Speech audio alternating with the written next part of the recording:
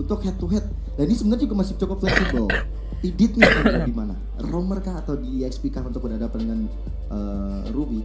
Dan dengan adanya Grok ini yang benar-benar indah sekali, kita bakal lihat nanti Wild Charge di momen-momen awal. Emang karena harus ngimbangin early game-nya dari teman-teman Yudu. Julian level 3 udah bisa dapat semua skill. Mau nggak mau dengan Grok bersama dengan Vexana, mereka harus menguasai tempo untuk early game-nya. Iya, dan ini pun masih bisa fleksibel ya, karena Grok bisa sebagai XP ataupun sebagai roam, tapi kayaknya bakal digunakan oleh Keyboy. Dan last pick dari Yudu Red Giant ada X-Borg di sana yang diamankan. Benar-benar bisa menjadi hero yang cukup merepotkan nih untuk duo fighter dari Fnatic Onyx. Dan ya, Lutfi yang menggunakan Ruby dan Keyboy yang menggunakan Grok akan menguasai mid lane menurut aku, karena Vexana, Grok, dua hero yang benar-benar fast clear banget nih untuk minion midnya. Sangat-sangat cepat ya, jadi rotasi duo Keyboy dan juga Sans ini yang bakal menjadi tumpuan utama, pion utama dari Fnatic Onyx. Yang mudah-mudahan nantinya bisa early game mereka yang mereka punya Haya, mereka punya Ruby, mereka punya Vexana dan Grok. Ini memudahkan cewek lagi di late game untuk bisa dapat item dan bisa memberikan montage seperti tadi di game yang pertama. So, kita sudah menyaksikan 10 pilihan hero dari masing-masing tim untuk match point. Di game kedua, apakah akan dibungkus rapi oleh Fnatic Onyx? Karena ingat, game ini adalah penentu kehancuran win streak dari Yudu Red Giant. So, without any further ado, let's go to the land of down. Game kedua, Fnatic Onyx versus Yudu Red Giants. Battle of Champion untuk kedua tim. Sekis dan juga Kairi sudah berada di posnya masing-masing untuk mengambil ke arah buff mereka. Mereka butuh leveling di awal. Tapi ya kalau kita ngomongin bagaimana nantinya Zas, ini memang harus banget di pressure di awal supaya Zas setidaknya tuh bikin ulah yang enggak untuk teman-teman Fnatic Onyx. Karena dia cukup taruh ke arah diver spawnnya aja, dia udah bisa keliling kemana-mana. Iya, itu yang jadi PR ketika Zas diambil oleh tim lawan ya. Dan seperti yang kita bahas, memang potensi agresi dari early game, ini mid lane dari Fnatic Onyx cukup powerful. Ingat, Grok dengan power of nature-nya, Sans juga mudah banget untuk bisa fast clear.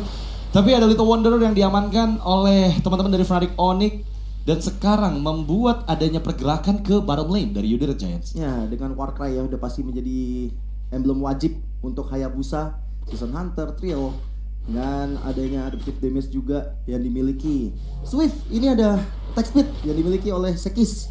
Karena nanti akan dikombo juga dengan hadirnya Feather of Heaven sebagai item keduanya. Yap, terlihat ada pergerakan dari kedua belah tim. Yams terkena efek Spear of Misery, tapi lagi-lagi ya, meskipun di game kedua ini menggunakan Hayabusa, Yams selalu bisa ngasih pressure ke arah Kairi, membuat Kairi nggak nyaman nih untuk bisa rotasi ke bagian gold lane. Iya. Tadi gue sempat ngeliat dari Storm ini pakai welder ya, dan dia berarti memaksimalkan juga untuk bisa melakukan rotasi seimbang dengan Keyboy dan juga Sans, karena dia nggak mau ketinggalan. Apalagi sekarang Turtle udah bakal muncul di arah top lane, sementara dia ada bottom lane. Cewek dan Innocent ini kayaknya bakal masih lama sih untuk dapetin first blood dari kedua player ini. Iya, bermain cukup aman ya harusnya untuk kedua belah gold laner. Dan Turtle pertama hadir di area atas. Pergerakan dari kedua member Yudu Red Giants dan juga Fnatic Onyx sama-sama di bagian XP mengejar level 4 terlebih dahulu, melakukan reset karena objektifnya. Sementara di bagian mid lane, Keyboy dan juga Yams belum mendapatkan ultimate-nya. Tapi di bagian lain, terlihat sekarang Yudu Red Giants sudah mulai mempersiapkan untuk Turtle. Keyboy ternyata udah cukup lumayan sekarat ya, belum level 4 tapi. Iya, Dominator Descent sudah mulai diaktifkan. Mencoba untuk mempanis keberadaan dari Lutfi, menghindarkah Last Insanity-nya gagal. Tapi di sisi lain, mencoba untuk menghilangkan nyawa dari Kram, Flicker dikeluarkan. Dan Yams juga nggak ada Flicker, tapi Keyboy berhasil dipanis. Spear of Destruction belum connect, tapi Kairi berhasil dipanis dengan double kill di tangan Skies. Sekarat semua rata-rata dari teman-teman Yudu Red Giants, terutama dari Yums. Tapi ternyata Kairi lah dan Keyboy lah yang tetap bisa dipanis oleh teman-teman dari Yudu Red Giants. Tapi tenang, ini masih awal. Sama seperti tadi game yang pertama, bagaimana Fnatic Onyx yang memang selalu di-press di awal, tapi nanti mereka pasti bisa lepas dari keterpurukan ini. Turtle sampai sekarang masih ditarik ulur aja. Masalah rotasi dan juga kalau tadi kita perhatikan bagaimana Yums dengan flicker yang on point, ini yang membuat dari Onward dan Archer-nya ini connect kepada teman-teman dari Fnatic Onyx. Ini yang perlu diperhatikan karena nggak ada Purify di tangan dari Fnatic Onyx. Dan ini seperti deja vu ya. Tapi sementara itu Skies mencoba dipanis, menghindar dengan Enhanced Sword Set, terkena efek Earth Shatter malah membuat Kairi Gak bisa diselamatkan kah? Masih bisa menghindar tapi gak terlalu lama. Kali ini Kyrie down. Skies still survive. Spirit of Destruction yang gak connect. Bahkan Keyboy, korban kedua dari Yudo Red Giants. Ini sama seperti di game pertama yang aku bahas di Javu untuk Yudo Red Giants. Oh malahan tapi Kyrie udah tumbang 2 kali di awal-awal permainan. Ini bukanlah hal baik untuk Fnatic Onyx. Turtle udah pasti free untuk Yudo Red Giants. Dan niat jahat dari Kyrie ternyata benar-benar terbaca sama Yums dari tadi. On-road Earthshatter-nya kali ini memakan ke arah Kyrie. Kyrie mencoba untuk kabur.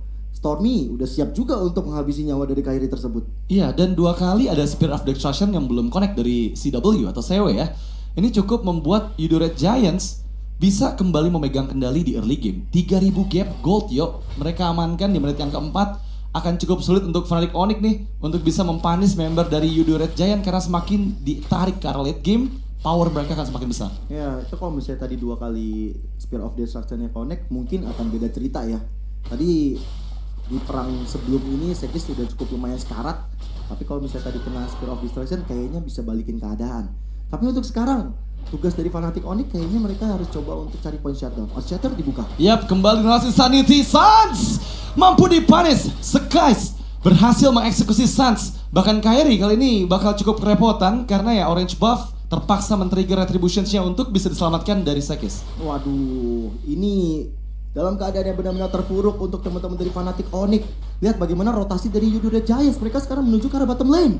Iya, pressure begitu besar. Innocent terlihat berhasil mengikis banyak HP dari outer turret bottom lane Fnatic Onyx. Yudo Red Giants memang sekarang kembali diinisiasikan dengan Dominator Descent yang dibuka oleh Stormy, memukul mundur member-member Fnatic Onyx menjauh dari area network spawn-nya Stormy. Ini 2 lane loh, Dit. Kalau lu perhatikan di arah top dan juga di arah bottom lane yang di pressure sama Yudo Red Giants. Outer turret di arah top udah dihancurkan. Tapi mereka juga masih mencoba untuk lebih karena di arah bottom lane ini menjadi target operasinya. Mereka mau menghentikan cewek. Mereka mau sumber daya late game-nya ini dihentikan. Sehingga dari tadi pressure sekarang menuju ke arah cewek. Turtle yang kedua bakal segera hadir di lane of down juga. Ini setup hati-hati dengan Yums yang udah punya lagi ke arah Allroad dan juga Earthshatter. Wow, ini bakal cukup sulit untuk Fnatic Onyx ya untuk bisa melakukan kontes dan sepertinya free Turtle untuk Yudo Red Giants di menit ke-6. Mereka berhasil menguasai bagian atas, bahkan sekarang sepertinya akan ada pergerakan di area river karena 2 member terlihat Yudo Red Giants. Apakah mereka akan melakukan ambush lagi ke orange buff dari Kyrie? Iya, ini kumpul 5 langsung ya. Bahkan 4 dulu karena dari Sekisnya coba untuk ambil purple buff. Selalu berada di depan Yums untuk memberikan teror kepada teman-teman dari Fnatic Onyx, tapi Keyboy udah siap di area belakang. Ya, buat charge flicker dikeluarkan. Belum ada follow up damage di sana, berhasil dipanis karena ada Ammo Vendetta dari Lutfi. Masalahnya Lutfi pun down, pertukaran dengan Stormy dan di sisi lain Kram hanya kehilangan Viraga armornya dan kini hanya 1 tukar 1 tapi outer turret dihancurkan. Ya, rugi banget sih sebenarnya untuk Fnatic Onyx. Mereka kehilangan momen juga. Keyboy kali ini garis depan. Mencoba dipanis, tapi terlalu tanky seperti Skies. Dengan adanya tambahan shield dari Blood Wings mempersulit untuk bisa mempanis seorang Julian. Ya, dengan keunggulan 5000 gold item udah jelas cukup timpang bagi teman-teman dari Fnatic Onyx. Ya, cewek baru jadi golden staff. Sedangkan untuk sosok dari Innocent, dia udah menuju ke arah DHS sekarang.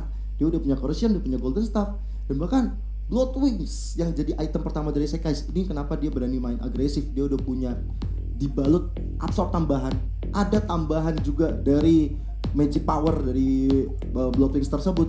Makanya dari tadi kalau kita lihat berani agresif dengan main Julian. Iya, semakin mudah karena selain punya immune, punya tambahan movement speed dari Blood Wings-nya, repot banget nih untuk bisa mempanis Julian dari Sekis. Benar-benar dikuasai early game, bahkan ini jauh lebih fatal dibandingkan dengan game pertama. Hampir menyentuh angka 6000 gold. Perbedaan dari kedua belah tim mempersulit Fnatic Onyx untuk bisa memegang kendali di area objektif yo. Berita bagusnya sih Onyx punya 2 ini jaminan late game ya. Iya. Hayabusa semakin late game semakin ngeri. Tapi ya kalau momennya seperti sekarang Kyrie yang gak dikasih main, ini yang malah jadi marah bahaya bagi teman-teman Fnatic Onyx. Mudah-mudahan Kyrie udah bisa lebih farming. Tinggal gimana caranya Keyboy ataupun Lutfi saling bahu-membahu untuk bikin momen. Iya, tapi kali ini memang pressure terlihat ke area purple buff dari Kyrie membuka Nightmare spawn di bagian depan langsung mendorong mundur member dari Fnatic Onyx. Innocent yang mendapatkan purple buff-nya sehingga Hayabusa dari Kairi nggak bisa untuk mempertahankan energinya terlalu lama.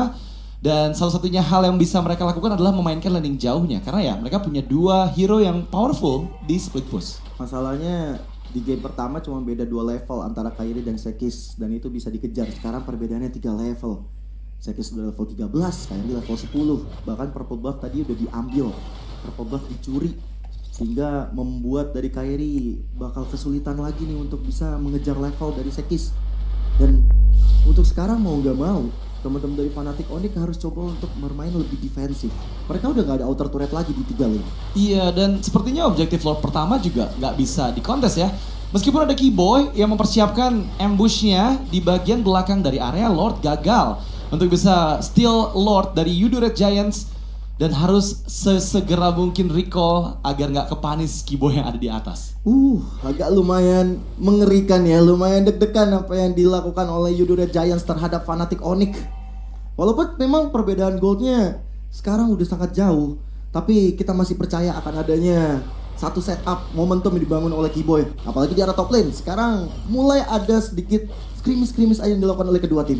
Yap, dan seraya menunggu untuk pergerakan Lord di top lane, Yudu Red Giants mereka mempersiapkan ambush di area purple buff. Lagi-lagi Sekis di bagian bawah cukup aman seorang diri untuk mendorong wave minion ya. Manajemen minion dari Fnatic Onyx ini bakal cukup terganggu karena lagi-lagi 3 wave akan maju secara bersamaan. Dan apakah Yudu Red Giants bisa nih menyentuh base turret dari Fnatic Onyx? Masalahnya kalau sekarang Keyboy mau coba untuk bikin momen flicker wall charge, damage-nya kayaknya masih belum cukup deh. Cewek dan Kairi kayaknya masih belum punya damage untuk bisa instant kill. Walaupun memang target operasi harusnya ke Sekis yang punya 3 point kill, di shutdown lumayan. Yap, ada Shatter dan juga Flicker dikeluarkan mencoba untuk one charge. Keyboy berhasil mendapatkan momentumnya. Kram, kehilangan Fraga Armor sama Vandal dari Ludwig. Masih bisa bertahan semua member dari Yudu Red Giants, bahkan satu base turret mereka hancurkan. Disengage adalah jawaban yang paling tepat karena mereka udah untung banyak banget yo di Lord pertama. Lord pertama dari tadi benar-benar menjadi aset yang berharga banget. Bahkan dari game pertama dengan Lord pertama Fnatic Onyx bisa menghancurkan base turret. Dan itu juga terjadi sama Yudu Red Giants sekarang. Mereka berhasil menghancurkan satu base turret dari top lane dengan setup yang cukup baik. Walaupun memang ada wall charge yang dilakukan oleh Keyboy, tapi itu dia yang tadi gue bilang. Tidak ada damage yang mumpuni walaupun udah di dalam turret. Iya, dan kalau kita lihat ya, dari Hayabusa yang diambil oleh Kairi, ini bakal cukup sulit sih untuk bisa mempanis member dari Yudu Red Giant. Karena targetnya kemungkinan besar hanya Innocent saja. Mau target ke arah Stormy, dia punya Dominator Descent. Mau target ke arah hero-hero lainnya juga punya shield dan juga punya HP yang sangat tebal. Sehingga nggak mudah gitu untuk jadi target dari shadow kill-nya Kairi. Wah, Kairi aja baru jadi Hunter Strike bro. Bener-bener ketinggalan itemnya sangat-sangat jauh. Legion Sword 2 dan ada dagger di sana. Ini belum cukup pastinya untuk Kairi bisa melakukan instant kill. Bahkan yang biasanya kita tahu Hayabusa menggunakan Sky Piercer untuk sekarang karena posisinya tertinggal jauh. Itu bukan jadi prioritas untuk Kairi untuk mendapatkan item tersebut. Berbeda mungkin tadi kalau kita lihat dari Juliannya Sekis ya. Dia udah hampir mendapatkan semuanya, bahkan Wind of Nature sekarang udah di tangan Innocent. Akan membuat Kairi makin kesulitan lagi ketika nanti melakukan satu shadow kill. Iya, ini Yudu Red Giants leading 9.000 gold dan mereka bermain sangat disiplin. Nggak mau memajukan wave minion sama sekali karena Fnatic Onyx agar semakin jauh tertinggal. Apalagi Lord kedua akan segera hadir di bawah menit ke-12. Sepertinya akan ditunggu terlebih dahulu atau mereka akan coba maksimalkan. Langsung diambil tanpa enhanced Lord. Dan kali ini Fnatic Onyx lagi-lagi harus bermain defense di dalam area high ground mereka. Wah, ini ada Kram, ada Stormy yang benar-benar menjegal pergerakan Ludwig. Tapi Keyboy kayaknya bakal dicegat jalan pulangnya. Masih bisa escape harusnya dengan Power of Nature, nggak kena efek slow sama sekali dari Kram. Dan sekarang Yudu Red Giants, Lord kedua, mampukah untuk menghancurkan base dari Fnatic Onyx? Karena mereka leading terlalu jauh nih yo. Ya, Lord Advantage aja udah menaik terus ya, 600, 700. Dan ini akan membuat Fnatic Onyx semakin sengsara. Mereka harus benar-benar bertahan di dalam rumahnya sendiri. Kalau ngomongin bagaimana high ground, masih dengan metode yang sama sih. Keyboy atau Ludwig yang bisa bikin momen nanti bisa diselesaikan oleh cewek. Tapi ingat, cewek adalah single target. Berarti target operasinya harus benar-benar orang yang tepat. Entah itu ke Innocent, atau kalau benar-benar bisa dapat bonus yang luar biasa ke arah Sekis. Shutdown ini benar-benar dibutuhkan. Ya, semoga saja hal itu terjadi ya. Karena sekarang uji coba Lord yang akan kembali dilakukan oleh Yudu Red Giants Mampukah Fnatic Onyx mempertahankan dua base threat yang tersisa? Conceal play Yums, Earthshatternya gagal connect, Lutfi mencoba mengganggu dengan I'm Offended-nya karena bagian bawah Yums sepertinya nggak bisa diselamatkan, sempat flicker tapi masih terpanis. Ada base threat yang dihancurkan, tapi kali ini sepertinya masih bisa mempertahankan base mereka. Fnatic Onyx memukul mundur semua member dari Yudu Red Giants. Gak dapat Innocent, gak dapat Sekis. Yang penting frontlinernya tumbang, membuat teman-teman dari Yudu Red Giants satu persatu mundur ke arah rumahnya sendiri. Dan ini masih ada harapan untuk Fnatic Onyx bisa membalikan keadaan. Kasih space untuk cewek farming, Kairi pun juga demikian. Main split push, ini bisa jadi jawaban bagi Fnatic Onyx. Iya, dan Fnatic Onyx dengan Lord kedua yang berhasil mereka antisipasi, menurut aku chance paling besar yang mereka miliki adalah sekarang gimana caranya untuk menemukan keberadaan dari Innocent. Dari tadi Innocent selalu bergerak secara bersamaan, tapi itu adalah PR untuk Kairi setidaknya agar ada panis yang terjadi ke arah sang gold laner dari Yudu Red Giants. Ya, dan tadi momennya cukup bagus juga ya. Kita ngelihat bagaimana I'm Offended akhirnya connect, dikombo lagi dengan Wild Charge, semuanya tertuju kepada Yums. Dan ini yang membuat dari Yums akhirnya tumbang. Dan ini yang harus dilakukan sama teman-teman dari Fnatic Onyx. Kombo-kombo seperti ini yang harus dijalankan.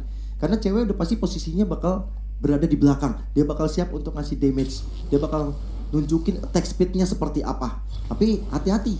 Untuk sekarang permainan mulai mereda lagi. Permainan mulai kembali ke tempo yang gak terlalu tajam. Tapi Kram ketinggalan di arah belakang. Yap, dan kali ini kembali Keyboy yang menjadi garda terdepan dari Fnatic Onyx.